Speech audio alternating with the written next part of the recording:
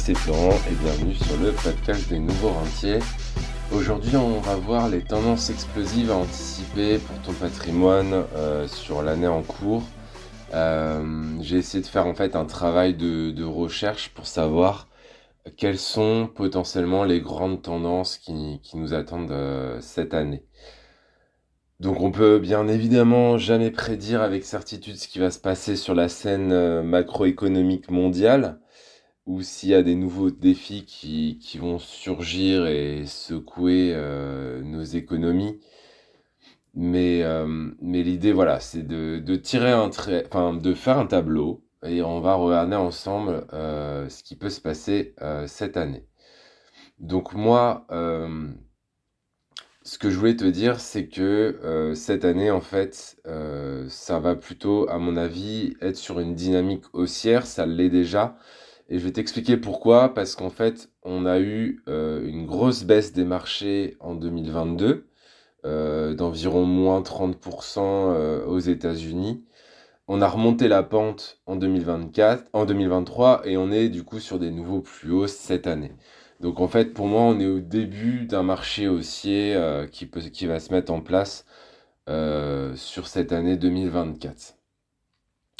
Donc voilà, moi je reste assez optimiste sur les marchés boursiers et tant qu'on évolue de manière générale dans un monde capitaliste, la bourse, elle aura tendance à grimper sur le long terme puisque le monde capitaliste, pardon, est fait pour générer potentiellement de la croissance, qu'elle soit artificielle ou pas. Le monde financier, nos sociétés sont créées pour générer de la croissance sur le long terme et du coup la bourse aura tendance à monter sur le long terme. C'est une constante depuis plus d'un siècle sur les marchés financiers. Et ça, malgré les guerres qu'il y a pu avoir, malgré les crises économiques qu'il y a pu avoir, on reste au cours des années toujours haussier. La bourse a toujours fini par monter. Donc à mes yeux, si tu veux attendre la prochaine catastrophe sans rien faire, c'est pas forcément la meilleure option parce que ça risque de jamais arriver et même si ça arrive, tu risques de très mal timer ton investissement. Et pendant tout ce temps, en fait, ton argent, bah, il reste inactif sur des comptes bancaires, sur des livrets A ou sur ce que tu veux qui sert à rien. Et en fait, les taux d'inflation actuels, bah, font que tu perds de l'argent chaque année. En fait, je sais pas si c'est bien. J'imagine que tu as déjà entendu ces notions que tu perds de l'argent, mais peut-être c'est pas concrètement, tu comprends pas pourquoi tu perds de l'argent tous les ans. Bah, en fait, c'est de l'argent que tu dépenses pas. Si l'inflation elle est positive et supérieure au taux rémunérateur, ce qui est le cas en ce moment, en fait, l'inflation elle est supérieure à 3% et le taux du livret A il est à 3%. Donc en fait, ce décalage fait que 1000 euros au début de l'année, et bah même si tu auras gagné un petit peu d'intérêt avec ton livret A à la fin de l'année, ça vaudra moins que l'utilisation que tu pourras en faire l'année d'après. Parce que le prix de la baguette aura monté, le prix de l'électricité aura monté, ton loyer potentiellement aura monté. Donc tu vois, tu comprends bien la mécanique. C'est pour ça qu'on dit que tu perds de l'argent si tu ne l'investis pas. Parce que, en fait, 1000 euros aujourd'hui, et bah, c'est pas 1000 euros l'année prochaine, c'est moins. C'est comme 100 000 francs à l'époque, c'est peut-être 100 000 euros aujourd'hui avec l'inflation. Donc tu vois, à l'époque, je me rappelle, avec 10 francs, je pouvais m'acheter un énorme paquet de bonbons. Aujourd'hui, avec 1,50 €, je pense que j'achète pas du tout le même paquet de bonbons. Voilà, c'est ça la mécanique de l'inflation. Et c'est pour ça que si tu places pas ton argent, je parle pas de placer tout ton argent, mais si tu places pas une partie de ton argent, bah, tu vas quand même perdre de l'argent de manière assez significative chaque année. Personnellement, moi en 2023, j'ai fait un rendement de 74% entre janvier et décembre 2023, grâce notamment à la méthode RSR que j'enseigne aux personnes que j'accompagne. Donc la question que je te pose, c'est toi, est-ce que tu as un œil sur la rentabilité de tes investissements? Est-ce que tu regardes en fait la performance que tu fais tous les ans sur tes investissements? Parce qu'un rendement de 74%, c'est 7400 € de gains financiers pour 10 000 euros investis. Donc ça fait quand même 600 euros par mois dans ta poche. Pour comparer ça avec l'immobilier, pour avoir une rentabilité équivalente sur l'immobilier, avec un cash flow positif de 600 euros par mois, il faut une opération où tu vas emprunter environ 200 000 euros avec une rentabilité supérieure à 10%. Et le temps que tu vas mettre à faire cette opération. Donc voilà, d'un côté, tu vas soulever 200 000 euros parce que tu vas emprunter à la banque, etc. Et tu feras à peu près la même chose que si tu avais investi finalement 10 000 euros par toi-même. Donc c'est aussi la puissance de l'investissement en bourse, c'est que même avec des petits montants, on peut quand même faire des rendements qui nous permettent de générer des rentes mensuelles déjà assez conséquentes. Donc souvent, le problème, si tu n'arrives pas à faire ça, c'est que tu n'as pas les connaissances. Et en fait, ça t'empêche la majorité du temps de passer à l'action parce que tu te dis que tu vas faire une bêtise, tu sais pas trop quoi faire. Et c'est pourquoi j'ai lancé le podcast en 2020. C'est pour rendre la bourse et la gestion de patrimoine moins mystérieuse, démystifier tout ça. D'ailleurs, il y a une mini-série qui arrive qui s'appellera La bourse démystifiée, où vous n'avez pas les bases, pour ceux qui ont la ref.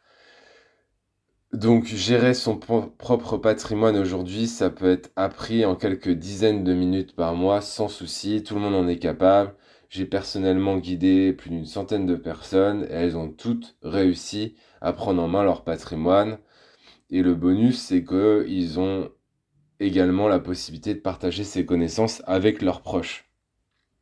Donc, si tu veux que je te donne un coup de main, eh ben, tu tapes méthodersr.com par exemple et tu t'inscris pour regarder une vidéo que je t'ai préparée pour t'aider à prendre connaissance de tout ce monde-là. Ou tu prends directement rendez-vous avec moi. On pourra en discuter environ pendant 30 à 45 minutes. On pourra discuter de ton patrimoine actuel et comment tu peux te bâtir une bonne retraite, voire devenir toi aussi un nouveau rentier, puisque c'est quand même le but de ce podcast, c'est de te transformer en un nouveau rentier. Un petit mot aussi sur la crypto, qui est désormais une composante essentielle de ma méthode RSR. Moi, je prévois plutôt un cycle haussier assez important sur 2024. Il y a eu le halving qui a eu lieu là, mais je t'en reparlerai de ça plus en détail dans un autre épisode. Mais crois-moi, tu veux pas manquer ce qui se prépare en 2024 dans le monde des cryptos. On n'est que au début, donc te tarde pas à te former, car il y a quand même pas mal de choses que tu peux faire aussi avec le monde de la crypto. Concernant les tendances, revenons aux tendances. On dit souvent que les États-Unis ont 5 ans d'avance sur nous. Du coup, je me suis plongé sur les grandes tendances majeures qu'on observe aux États-Unis pour anticiper 2024, parce que ce qui se passe aux États-Unis, ça va peut-être se passer chez nous un peu plus tard. Donc les secteurs d'activité en vogue aux États-Unis, on a la techno et tout ce qui est lié au numérique. La technologie continue de dominer le monde avec des entreprises axées aujourd'hui sur l'intelligence artificielle, la cybersécurité, les technologies de la santé sont vraiment tout ça c'est vraiment en plein essor. On a aussi les énergies renouvelables. Les États-Unis voient une croissance significative dans le monde et le secteur des énergies renouvelables avec des investissements importants dans l'énergie solaire et dans l'éolien. On voit le secteur de la santé et des biotechnologies avec une innovation constante dans le monde, dans le domaine de la santé, avec la biotechnologie, les soins de santé numérique, les secteurs dynamiques avec beaucoup d'opportunités là-dessus. Le e-commerce, le commerce électronique, ça reste vraiment un secteur en pleine expansion.